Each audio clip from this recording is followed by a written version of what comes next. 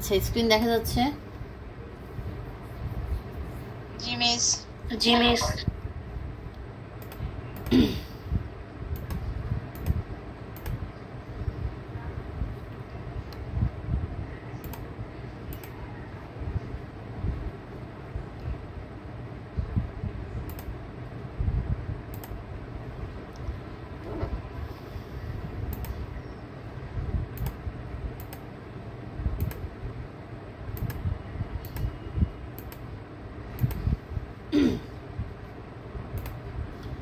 দেখো assertive two interrogative,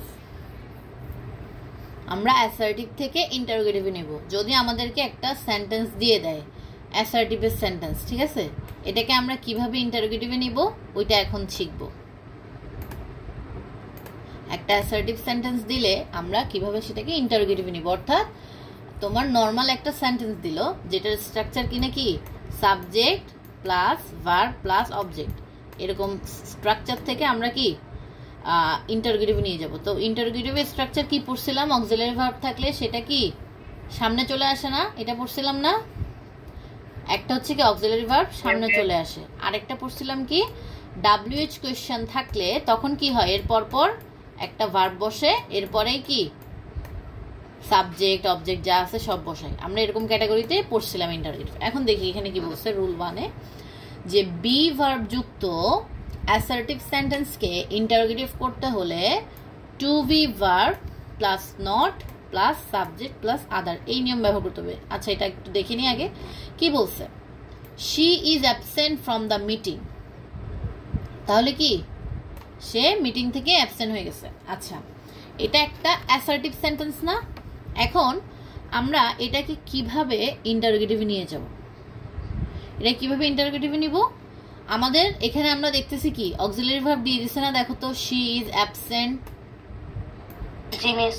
তাহলে আমরা এটা প্রথমে নিয়ে আসলেই হয়ে যাচ্ছে, কিন্তু এখানে একটা নিয়ম আছে যে তোমার অ্যাসার্টিভ সেন্টেন্সটা যদি মানে অ্যাফার্মেটিভে থাকে, অ্যাফার্মেটিভ মানে মনে রাখবা হ্যাঁ বোধক, অ্যাফার্মেটিভ মানে কি হ্যাঁ বোধক, আর নেগেটিভ মানে কি না বোধক, নেগেটিভ মানে কি না বোধক। তাহলে she is absent, she is absent এটা কি হ্যাঁ বোধক না না বোধক বলো তো? শি ইজ অ্যাবসেন্ট ফ্রম, এটা হ্যাঁ বোধক, এখানে তো না নি কিছু নাই।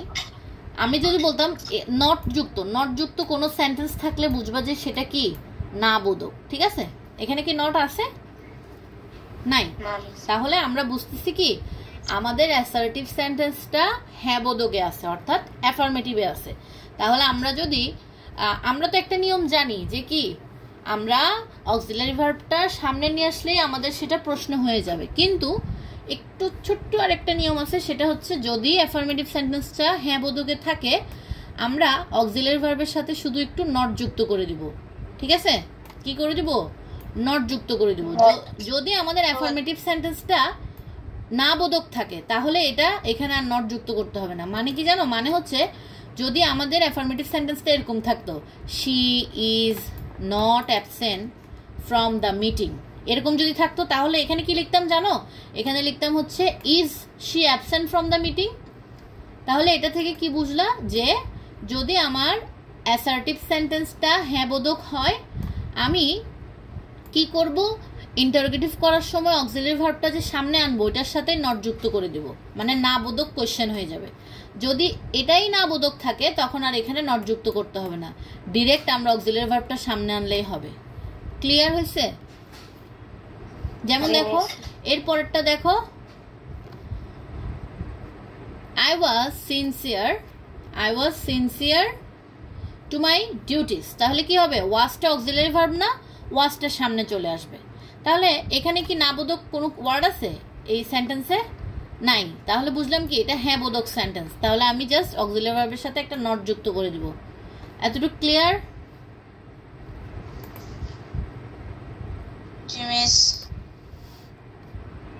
জি মিস। আচ্ছা এরপর দেখো নেগেটিভ রুল 2 কি? নেগেটিভ অর্থবোধক অ্যাসার্টিভ সেন্টেন্সকে ইন্টারোগেটিভ করা। আচ্ছা, এটা তো একটু আগে বলে দিছি না, যে যদি নেগেটিভে থাকে আমরা আনসার করার সময় ইন্টারোগেটিভ নিলে আমরা জাস্ট পজিটিভে করতে পারবো, অর্থাৎ কি অ্যাফার্মেটিভে করতে পারবো। এটা একটু আগে বলছি। দেখো এর আগের রুলে কি ছিল, যদি আমার অ্যাসার্টিভ সেন্টেন্সটা হ্যাঁ বোধক হয় আমি অক্সিলারি ভার্বটার সামনে এনে জাস্ট নট যুক্ত করে দিলে আমার কোয়েশ্চেনটা হয়ে যাবে। কিন্তু যদি আমার অ্যাসার্টিভ সেন্টেন্সটা না বোধক হয় তখন আর এখানে নট যুক্ত করতে হবে না, কারণ এখানে তো একবার নট আছেই, আবার আমরা এখানে কেন নট যুক্ত করব? বুঝা গেছে? ক্লিয়ার? সবাই ক্লিয়ার? যেমন এখানে দেখো, I shall not go to Cox's Bazar tomorrow, তাহলে এখানে অ্যাসার্টিভ সেন্টেন্সে নট আছে। আমরা যদি ইন্টারোগেটিভ করতে যাই কি লিখবো? Shall I go to Cox's Bazar tomorrow, এরকম লিখবো না? এটা অক্সিলারি ভার্ব না? তখন আর নট যুক্ত করবো না, কারণ আগে থেকেই তো এখানে নট আছে। বুঝছো? যেমন দেখো, Rehan does not play cricket, তাহলে এখানে নট আগের থেকেই যুক্ত আছে, তাহলে আমরা জাস্ট ডাজটা নিয়ে আসবো আগে। ডাজ রেহান প্লে ক্রিকেট, ঠিক আছে? এটা দেখো, we did not play football yesterday, শুধু কি করব, ডিডটা সামনে নিয়ে আসবো, আর বাকি যা আছে সব সেম থাকবে, আর নটটা চলে যাবে। বুঝছো? অর্থাৎ তোমার যদি অ্যাসার্টিভটা নটে থাকে, না বোধক থাকে, তাহলে তুমি কোয়েশ্চেন করার সময় আর কি না যুক্ত করতে হবে না, নট যুক্ত করতে হবে না। আর যদি হ্যাঁ বোধকে থাকে তাহলে ইন্টারোগেটিভ করার সময় তুমি অক্সিলারি ভার্বের সাথে নট যুক্ত করে দিবা। ক্লিয়ার তো?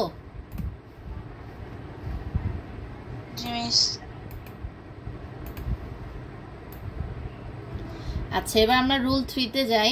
কারো কোনো প্রবলেম আছে 1 2 তে?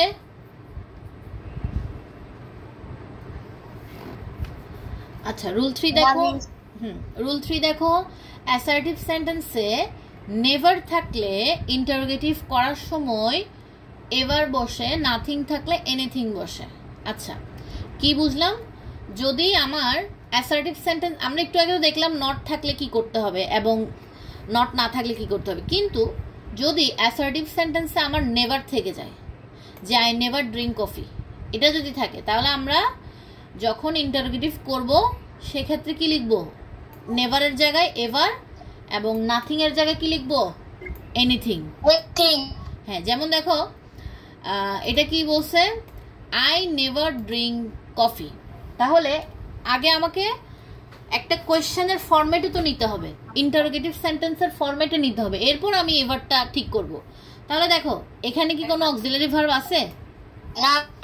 নাই, তাহলে আমাকে অবশ্যই এখানে ডু, ডাজ, ডিড যে কোনো একটা ইউজ করতে হবে। তাহলে আমি দেখতেছি এখানে এস বাই এস নাই ড্রিঙ্কের সাথে, তাহলে আমি ডাজ লিখতে পারবো না, আমাকে ডু লিখতে হবে। তাহলে আমি ডু আনলাম। ডুর পরে দেখো ডু, ডাজ, ডিড এগুলোর পরে পুরো সেন্টেন্স যেরকম আছে সেরকম বসে যায়, আমি বসাই দিলাম। কিন্তু আমার রুলসে কি ছিল, নেভার থাকলে কি লিখতে হবে? এবার বসবে। হ্যাঁ, ক্লিয়ার হয়েছে এই রুলসটা? এরপর দেখো নাথিং থাকলে আমার কি বসতো? এনিথিং বসতো। তাহলে আমার এখানে আছে there is nothing to do, আমি জানি কি অক্সিলারি ভার্বটা সামনে নিয়ে আসলে আমার কোয়েশ্চেন হয়ে যাবে, কিন্তু আমরা একটা সিম্পল রুলস পড়ছিলাম, নাথিং থাকলে জাস্ট এটা এনিথিং হয়ে যাবে। আচ্ছা, এরপর দেখো এভরিবডি, এভরিওয়ান বা অল যুক্ত সেন্টেন্সকে ইন্টারোগেটিভ করতে হলে আমার কি করতে হবে? এভরিবডি, এভরিওয়ান, অল, যখন এগুলো দিয়ে অ্যাসার্টিভ সেন্টেন্স হবে, যেমন দেখো এভরিবডি লাভস ফ্লাওয়ার, তারপরে everyone wishes to be happy, যখন এরকম থাকবে বা অল দিয়ে কিছু থাকবে, তখন আমরা কি করব? তখন আমরা ইন্টারোগেটিভ করার সময় হু লিখবো। কি লিখবো? হু প্লাস ডাজ নট বা ডিড নট, ডাজ নট বা ডিড নট, ঠিক আছে? ডাজ নট বা ডিড নট লিখবো। আচ্ছা, ডাজ নট বা ডিড নট কেন? যদি এটা লাভস হয়, লাভস মানে কি অবশ্যই এটা প্রেজেন্টে আছে না, তাহলে আমাদের তখন ডাজ নট বসাতে হবে। যদি এটা এভরিবডি লাভড হতো, লাভড ইডি থাকতো, তখন আমরা এখানে ডিড নট বসাতাম। বুঝা গেছে?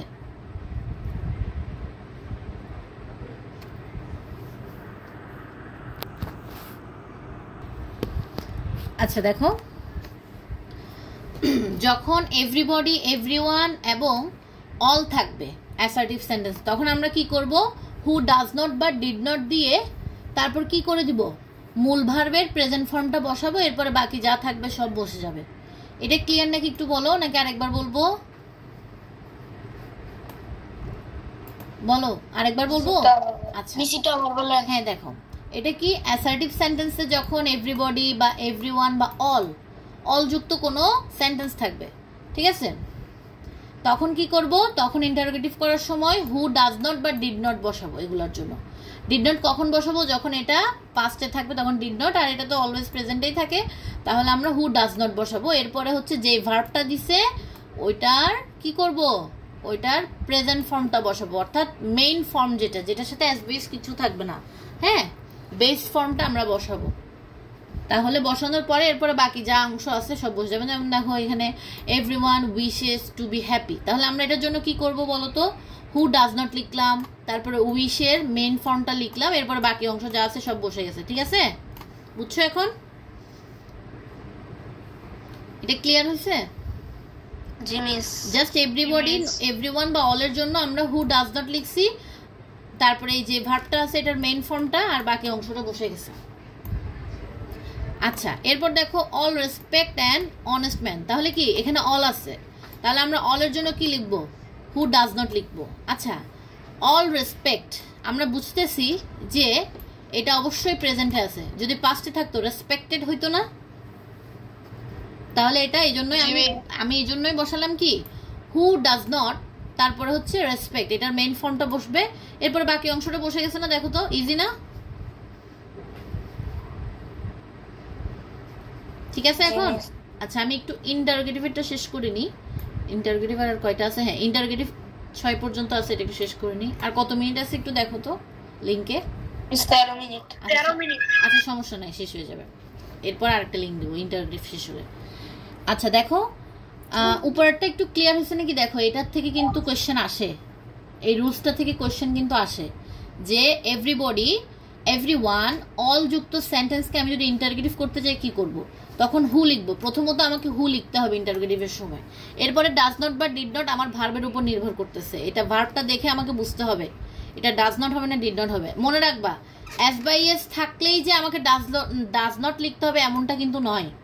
যদি ধরো আমি যদি লিখি যে এটাতেই দেখো যে অল রেসপেক্ট, দেখো all respect and honest man, এখানে কিন্তু এসবিএস ছিল না, তাই বলে যে আমি ডিড নট বসাবো তা কিন্তু না।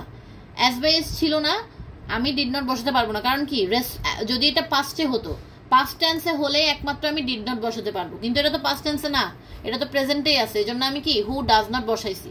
এরপরে যেই ভার্বটা থাকবে ওইটার প্রেজেন্ট ফর্মটা আমি বসাবো, বসানোর পরে কি করব, প্রেজেন্ট ফর্মটা বসানোর পরে বাকি অংশটা বসে যাবে।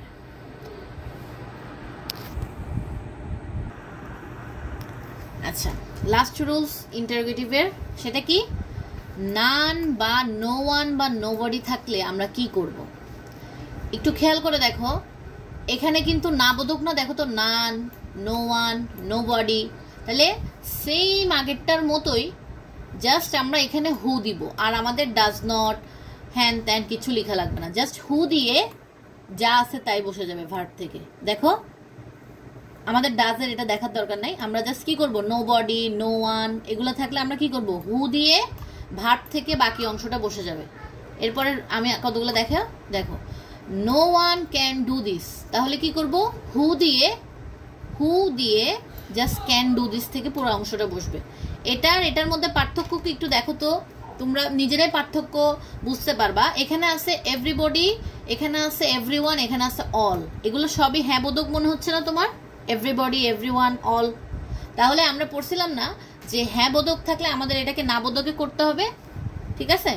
এই জন্য আমরা হ্যাঁ বোধকে ছিল বলেই হু এর পরে ডাজ নট বা ডিড নট বসাইছি, এরপরে মূল ভার্বের প্রেজেন্ট ফর্মটা বসাইছি। এখন বুঝছো?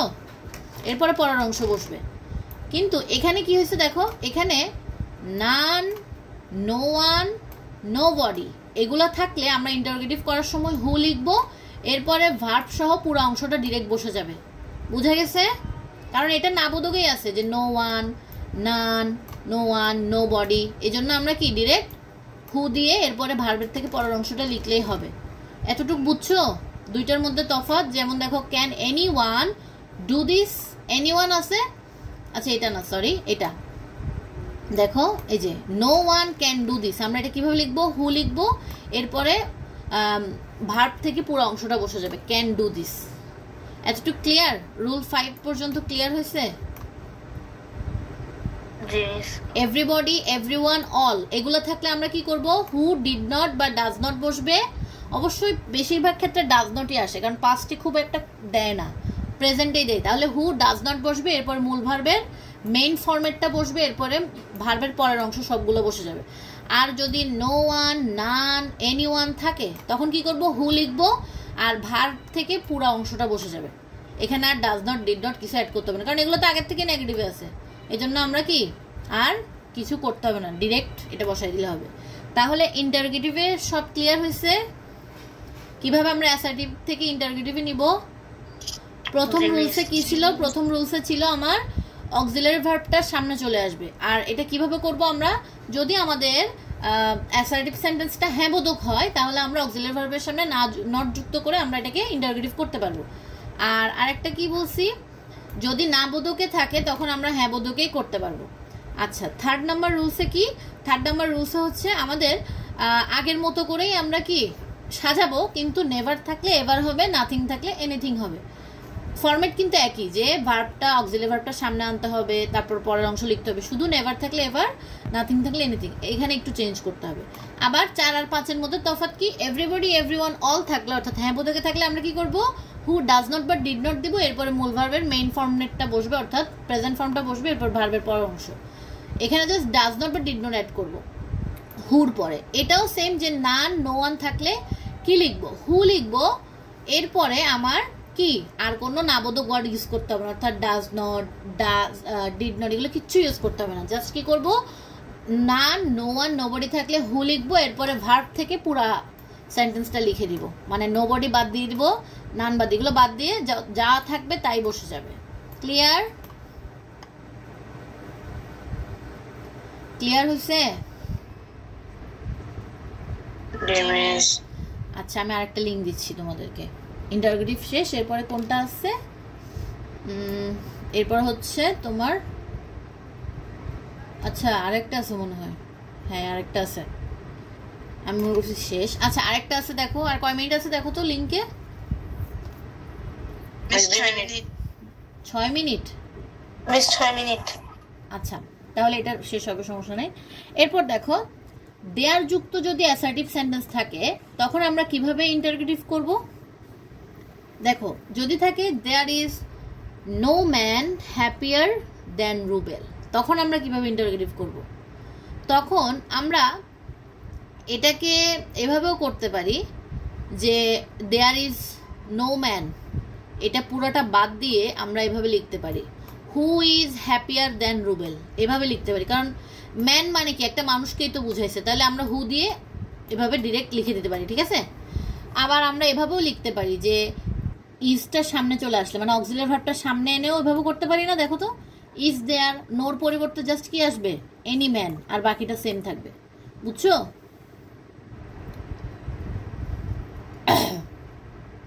আচ্ছা, আমি এভাবে করাই যে দেয়ার ইজ নো থাকলে তোমরা কি করবা। দেখো, ইজিটা দেখো, কারণ তোমরা বুঝবা না কোথায় হু বসবে বা কোথায় হোয়াট বসবে। তোমাদের কাছে কোনটা ইজি লাগতেছে?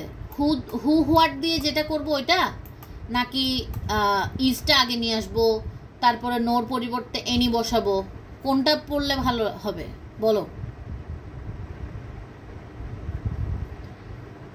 বলো? মিস ইজটা সামনে নিয়ে আসলে। আচ্ছা, তাহলে দেখো, দেয়ার ইজ নো থাকলে আমরা কি করব? অক্সিলারি ভার্বটা প্রথমে আগে নিয়ে আসবো, ঠিক আছে? আর এখানে অক্সিলারি ভার্বটা আগে নিয়ে আসলে কোনো ধরনের নাবোধক কিছু যুক্ত করতে হবে না, কারণ আমাদের এক্সট্রা আগে থেকেই না চলে আসছে না এখানে। এজন্য আমরা কি করব? এই রুলসটা বাদ দাও, হু হোয়াটের রুলসটা বাদ, আমরা কোন রুলসটা দেখব? ইজটা সামনে নিয়ে আসবো, ইজটা সামনে নিয়ে আসবো। এরপরে কি করব? ইজ দেয়ার লিখলাম, জাস্ট নোর পরিবর্তে কি চলে আসবে? এনি, আর বাকি যা আছে সব সেম। দেখো, এই যে দেখো, there is no use of this law, just কি করলাম? ইজটা সামনে আনলাম, দেয়ার তো বসবেই, ইজ দেয়ার, তারপরে নোর পরে জাস্ট এনি বসছে। ক্লিয়ার? রুলসটা ক্লিয়ার? এটা কিন্তু একদম easy rules. There is no থাকলে জাস্ট অক্সিলারিটা সামনে চলে আসলো, আর দেয়ার তো বসবেই, জাস্ট নোর পরিবর্তে আমরা এনি চলে আসবে, বসাই দিব আমরা এনিটা, আর বাকিটা সেম থাকবে। আর অবশ্যই অবশ্যই অ্যাসার্টিভ থেকে কোয়েশ্চেন করার সময় কোয়েশ্চেন মার্কটা দিতে ভুলবা না। যদি তোমরা নর্মালি লিখছো কিন্তু কোয়েশ্চেন মার্ক দাও নাই, 0 পাবা, বুঝছো? জি মিস। আচ্ছা, এরপর আমরা অ্যাসার্টিভ টু ইম্পারেটিভ দেখবো। এর আগে আমি আরেকটা লিঙ্ক দিচ্ছি।